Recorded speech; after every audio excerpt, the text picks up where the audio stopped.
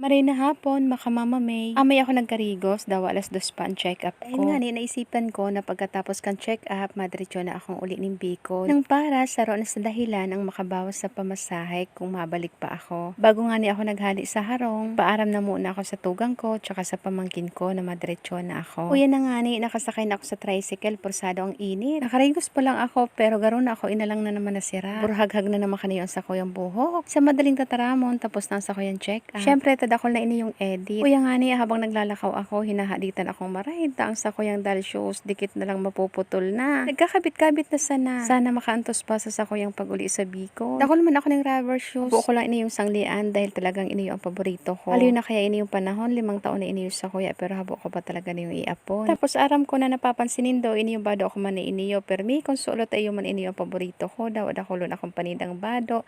Tay ko aram kung tano, day ko niyo kayang sanglian. Bali daw sindang